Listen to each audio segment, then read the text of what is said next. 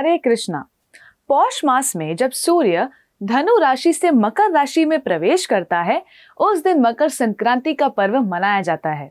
शास्त्रों के अनुसार 12 महीनों में सूर्य 6 महीने की अवधि में उत्तरायण तथा दक्षिणायन होते हैं।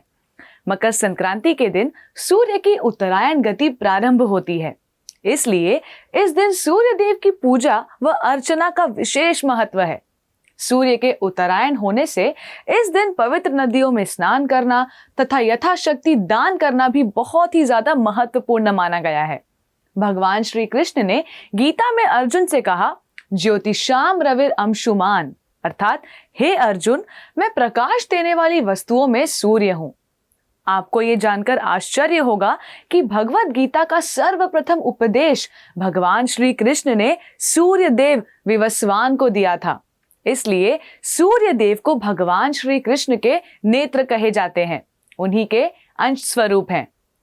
इस शुभ दिन का महत्व कुरुक्षेत्र के युद्ध से भी जुड़ा हुआ है। हजारों साल पहले इस दिन कुरुक्षेत्र के मैदान में जब पितामह भीष्म बाणों की शैया पर लेटे हुए थे, तो वो अपने शरीर को छोड़ने के लिए सूर्य के उत्तरायण होने की प्रतीक्षा कर रहे थे और उन्होंने भगवान श्री कृष्ण के सुंदर चेहरे को निहारते हुए मकर संक्रांति के शुभ दिन पर अपना शरीर छोड़ दिया था। भगीरथ महाराज द्वारा अपने पूर्वजों की मुक्ति के लिए की गई कड़ी तपस्या के फलस्वरूप गंगा देवी पृथ्वी पर प्रकट होकर बंगाल में सागर से आज ही के दिन मिली थी। इसलिए पश्चिम बंगाल के गंगा सागर में आज के दिन विशाल मेले का आयोजन होता है, जिसे गंगा सागर मेला कहा जाता है। आज के दिन से जुड़ा एक और महत्वपूर्ण प्रसंग है।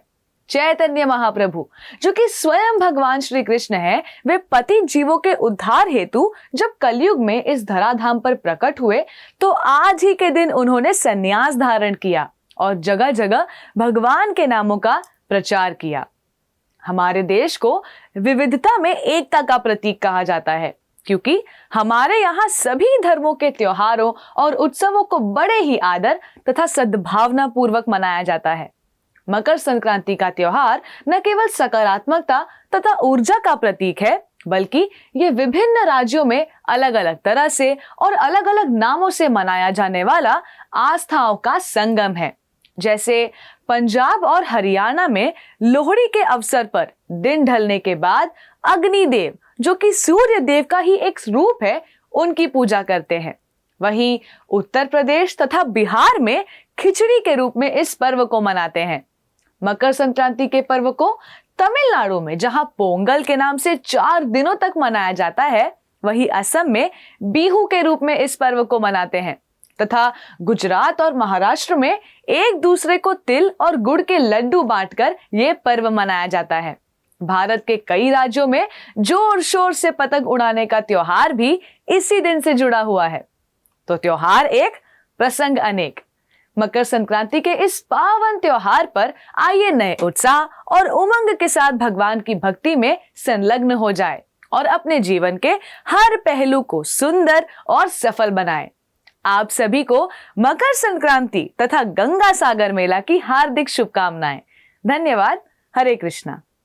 ऐसे ही और भक्तिमय कार्यक्रमों के लिए देखिए हरे कृष्णा टेलीविजन और इसे प्राप्त करने के लिए आप अपने केबल अथवा DTH ऑपरेटर से संपर्क करें तथा और अधिक जानकारी के लिए आज ही डायल करें 7666 839 839।